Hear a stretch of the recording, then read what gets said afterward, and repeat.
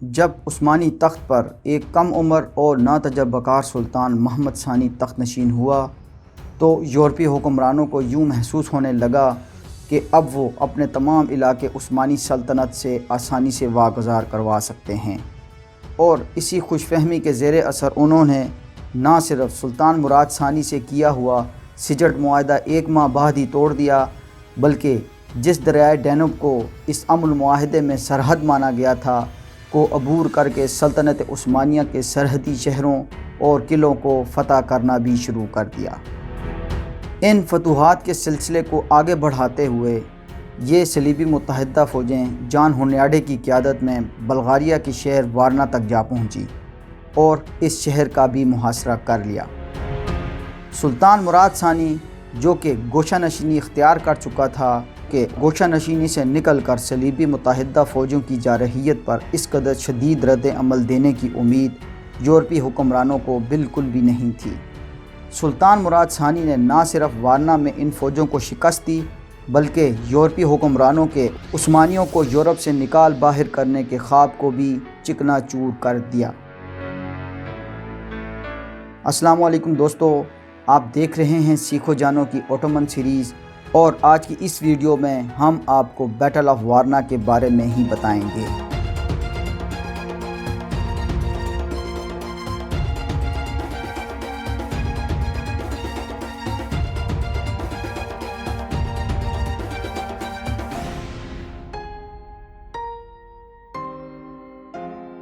1442 میں یورپ سے جنگوں کے خاتمے کے لیے سلطان مراد ثانی اور شاہ ہنگری ولادیسلاؤس کے بیچ بات چیت کا آغاز ہوا۔ ہنگری کے سرحدی شہر سجٹ میں ایک معاہدہ طے پایا جسے ٹریٹی آف سجٹ کے نام سے یاد رکھا گیا۔ اس معاہدے پر اگست 1444 عیسوی میں عمل درآمد ہونا تھا۔ اس کی روح سے عثمانیوں کو ولاچیا کو ہنگری کے حوالے کرنا تھا، سربیا کے علاقوں کو خالی کرنا تھا، اور سربیا نے سلطنت عثمانیہ اور ہنگری کے درمیان بفر زون کے طور پر کام کرنا تھا۔ ہنگری نے بدلے میں اپنے فوجیوں کو دوبارہ دریائے ڈینوب کی سرحد عبور نہ کرنے پر رضامندی کا اظہار کر دیا۔ دوستو، یہ دریائے ڈینوب ہے جو کہ یورپ کا دوسرا بڑا دریا ہے۔ جرمنی سے شروع ہو کر آسٹریا، ہنگری اور سربیا کے درمیان سے اور بلغاریہ کی سرحد پر سے ہوتا ہوا یہ دریا بلیک سی یا بحر اسود میں جا گرتا ہے، اور یہی دریا بنیادی طور پر سلطنت عثمانیہ اور ہنگری کے درمیان معاہدہ سجٹ میں سرحد طے پایا تھا، جس کی خلاف ورزی نہ کرنے کی دونوں حکمرانوں سلطان مراد ثانی اور شاہ ہنگری ولادیسلاؤس نے اپنی اپنی مقدس کتابوں پر ہاتھ رکھ کر قسمیں کھائی تھی۔ 1442 عیسوی میں سجٹ امن مذاکرات کا آغاز ہونے کے بعد سلطان مراد ثانی اناطولیہ کی طرف لوٹ گیا۔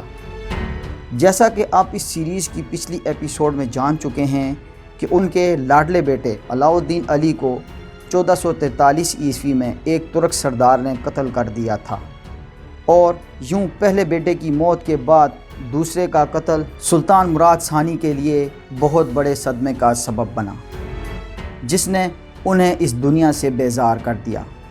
انہوں نے سلطنت کے خیرخواہ تجربہ کار ریاستی عہدیداروں کی ایک معاون ٹیم کو تیار کیا اور اپنا تاج و تخت اپنے تیسرے سب سے چھوٹے بیٹے سلطان محمد ثانی کے حوالے کر دیا۔ سلطان نے ریاستی امور سے مکمل کنارہ کشی کرتے ہوئے گوشہ نشینی اختیار کر لی۔ اگست 1444 میں 14 سالہ محمد ثانی سلطنت عثمانیہ کا اگلا سلطان بن گیا۔ جیسے ہی اس کم عمر اور ناتجربہ کار سلطان کی تخت نشینی کی خبریں زبان زد عام ہوئیں تو سلطنت عثمانیہ کے دشمنوں نے اس موقع کو غنیمت جانا، جس میں بطور خاص امیر کرمانیہ اور یورپی صلیبی اتحاد بہت اہم تھا۔ امیر کرمانیہ کی طاقت تو سلطان مراد ثانی پہلے ہی 2 جون 1444 عیسوی کو ایک جنگ میں تباہ کر چکا تھا، جبکہ یورپی صلیبی متحدہ طاقت کے ساتھ معاہدہ سجٹ کے ذریعے یورپی علاقوں میں امن قائم کر چکا تھا۔ سرحدی اور خارجی معاملات میں اطمینان حاصل کرنے کے بعد ہی سلطان مراد ثانی نے اپنے کم عمر بیٹے محمد ثانی کو سلطنت عثمانیہ پر تخت نشین کروایا تھا۔ تو سب سے پہلے یورپی صلیبی اتحاد نے ہی اس امن معاہدے کو توڑ ڈالا۔ یورپی صلیبی اتحاد کے روح رواں شاہ ہنگری ولادیسلاؤس نے پاپائے اعظم یوجین کے کہنے پر ٹریٹی آف سیجٹ کو 1 ماہ کے اندر ہی توڑ ڈالا۔ مراد ثانی جس امن کی امید پر تخت سے دستبردار ہوا تھا، وہ امیدیں تو 1 ماہ میں ہی دم توڑ گئی۔ ستمبر 1444 عیسوی تک ہنگری صلیبی جنگ کی تیاری مکمل کر چکا تھا۔ سب سے پہلے انہوں نے عثمانی سلطنت کے سرحدی آزاد علاقوں پر اپنا کنٹرول مضبوط کیا اور 20 ستمبر 1444 عیسوی کو ہنگری کی فوجیں سجٹ سے جنوب کی طرف حرکت میں آ گئیں۔ دوسری طرف سلطان محمد ثانی نے اپنے والد مراد ثانی کی طرف ایلچی اس پیغام کے ساتھ روانہ کیے کہ اگر میں سلطان ہوں تو آپ کو حکم دیتا ہوں کہ آ کر فوج کی قیادت کریں، اور اگر آپ سلطان ہیں تو آ کر سلطنت کی بھاگ دوڑ سنبھالیں۔ یہ وثوق سے کہنا ممکن نہیں کہ یہ پیغام سلطان محمد ثانی نے خود بھیجا یا پھر ریاستی عہدیداروں کے دباؤ پر یہ پیغام بھجوایا گیا۔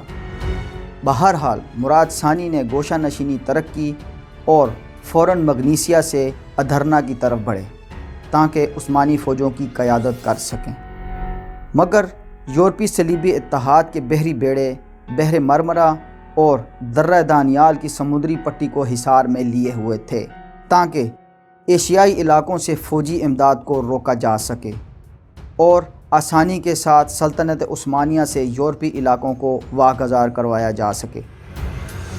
مگر سلطان مراد نے جینوا کے بحری بیڑے کے ساتھ ایک معاہدہ کیا کہ وہ عثمانی لشکر کے 40,000 فوجیوں کو ایشیا سے یورپ کے ان علاقوں میں پہنچائے جو صلیبی متحدہ فوجوں کے متوقع نشانے پر تھے، اور ہر عثمانی فوجی کے بدلے سلطنت عثمانیہ 1 دینار دے گی۔ اس طرح عثمانی فوجیں بڑی سرعت کے ساتھ رومیلی یعنی سلطنت عثمانیہ کے یورپی علاقوں میں داخل ہو گئیں۔ صلیبی متحدہ فوجیں بڑی تیزی سے دریائے ڈینوب کے سرحدی علاقوں کے ساتھ ساتھ جنوب کی طرف بڑھ رہی تھیں۔ بڑے بڑے قلعوں سے بچتے بچاتے جان ہنیاڈے اب جلد سے جلد ادھرنا پہنچنا چاہتا تھا، مگر بلغاریہ کے سلسلہ کوہ بلقان کے درہ شپکا میں ان کا راستہ عثمانی فوجوں نے روک لیا، تو صلیبی متحدہ فوجوں کے پاس پلٹ جانے کے علاوہ کوئی راستہ نہ بچا۔ مگر یہ بات غیر واضح ہے کہ انہوں نے واپس جانے کے بجائے بلغاریہ کے ایک اور شہر شومن کا محاصرہ کرنے میں کافی دن ضائع کر دیے۔ یہی وہ وقت تھا جس میں سلطان مراد ثانی کو اپنی طاقت اکٹھی کرنے کا موقع مل گیا۔ اس کے بعد صلیبی متحدہ فوجوں نے بلغاریہ کے شہر وارنا کا رخ کیا۔ عثمانی فوجیں بڑی رازداری سے ان فوجوں کا پیچھا کرتی رہیں۔ پھر 9 نومبر 1444 عیسوی کو یہ صلیبی فوج وارنا پہنچ گئی اور شہر کا محاصرہ کر لیا۔ اسی دن سلطان مراد ثانی بھی اپنی فوجوں سمیت وارنا پہنچ گیا۔ یہ سب کچھ یورپی طاقتوں کے لیے غیر متوقع تھا۔ دونوں اطراف فوجی تعداد کے بارے میں وثوق سے کہنا تو مشکل ہے، مگر عثمانی فوجوں کے ساتھ ان کے ایشیائی دستے بھی وارنا پہنچنے میں کامیاب ہو گئے، اور شاید اسی وجہ سے ان کی تعداد نسبتاً زیادہ ہو گئی۔ دوستو، اگر زمینی حقائق کی بات کریں تو زمینی حقائق کچھ یوں تھے کہ صلیبی متحدہ فوجوں کے سامنے سلطان مراد ثانی اپنی فوجوں سمیت کھڑا تھا۔ عقب میں بحر اسود یعنی بلیک سی، دائیں پہلو پر 356 میٹر اونچی جنگلاتی ڈھلوان اور بائیں پہلو پر جھیل وارنا تھی۔ جنگی اعتبار سے صلیبی فوج بہت بری پوزیشن میں پھنس چکی تھی، اور اب صلیبی فوج کو ہر قیمت پر سلطان مراد ثانی کا سامنا کرنا تھا۔ اسی رات صلیبی اعلیٰ فوجی کونسل میں پوپ یوجین کے رہنما کارڈنل جولین سیزرینی نے فوراً انخلا پر اصرار کیا، یا پھر بحری راستوں سے مزید فوجی امداد پہنچنے تک دفاعی حکمت عملی اختیار کرنے کی تجویز پیش کی، مگر جان ہنیاڈے اور ولادیسلاؤس نے دفاعی حکمت عملی کو مسترد کر دیا۔ جان ہنیاڈے نے یہ اعلان کیا کہ اب فرار ناممکن ہے، ہتھیار ڈالنا ناقابل تصور ہے، آؤ بہادری سے لڑیں اور اپنے ہتھیاروں کو عزت دیں۔ جان ہونیاڈی کی اس رائے کو شاہ ہنگری ولادیسلاؤس نے نہ صرف قبول کیا بلکہ اسے اس جنگ کی کمانڈ کے مکمل اختیارات بھی سونپ دیے۔ اگلی صبح 10 نومبر 1444 کو وارنا کے میدانوں میں دونوں فوجیں آمنے سامنے آ گئیں۔ صلیبی متحدہ فوج کے دائیں حصے کی کمانڈ کارڈنل سیزرینی کر رہا تھا، جبکہ بائیں حصے پر جان ہونیاڈے اور اس کا بہنوئی مائیکل سیلیجی کمانڈ کر رہے تھے۔ فوج کے وسطی حصے کی کمانڈ شاہ ہنگری ولادیسلاؤس کے ہاتھ میں تھی اور سب سے پیچھے توپ خانہ تھا، جبکہ دوسری طرف عثمانی فوجوں کے وسطی حصے کی کمانڈ سلطان مراد ثانی خود کر رہا تھا، جس میں جینسریز اور لیویز فوجی دستے موجود تھے، جبکہ بائیں پہلو میں ایشیائی قبائل کی بے ضابطہ فوجیں اور گھوڑ سوار دستے شامل تھے، اور دایاں پہلو رومیلی فوجی دستوں پر مشتمل تھا۔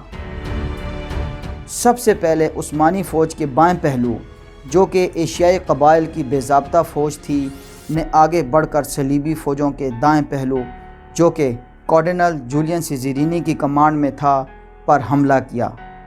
حملہ زوردار تو تھا، مگر توپ خانے کے تعاون سے اس حملے کا زور توڑ دیا گیا۔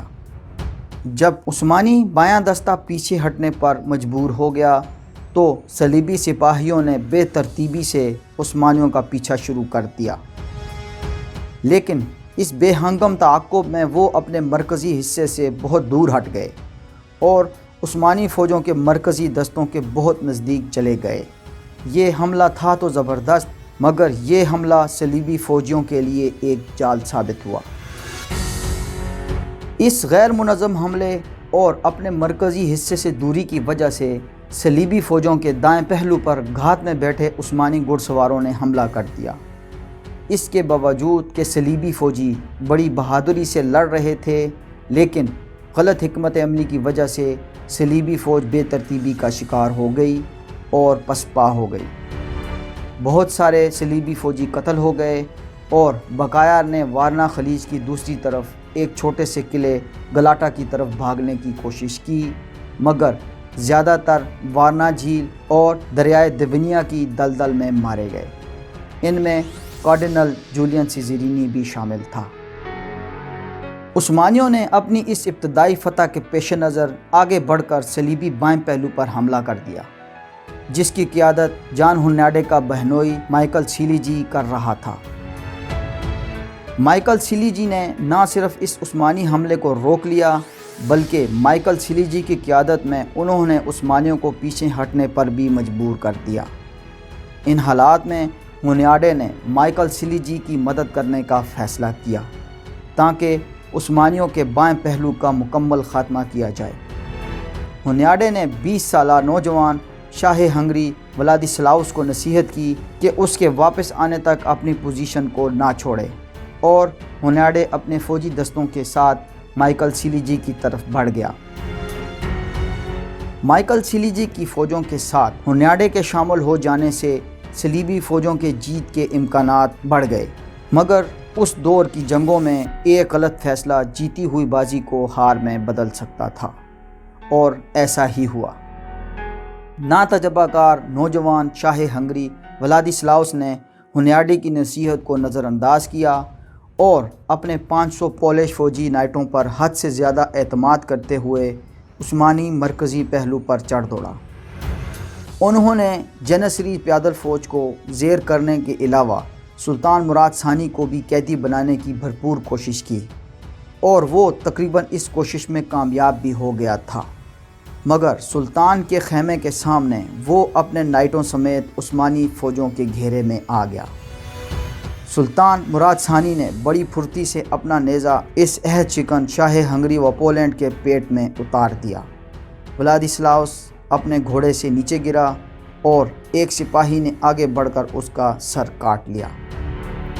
ولادیسلاؤس کے کٹے سر کو جب نیزے پر لگا کر دشمن کی طرف بلند کیا گیا تو دشمنوں کے پیر اکھڑنے لگے اور ان کے حوصلے پست ہو گئے۔ واپسی پر ہنیاڈے نے اس جنگ کی بازی کو جیتنے اور شاہ ہنگری ولادیسلاوس کی لاش حاصل کرنے کی آخری کوشش کی، مگر وہ کامیاب نہ ہو سکا۔ ہنیاڈے نے بالآخر اپنی بچی کچی فوج کے ساتھ بھاگنے میں ہی عافیت سمجھی، لیکن اس افراتفری میں بھی ہزاروں صلیبی فوجی قتل ہو گئے۔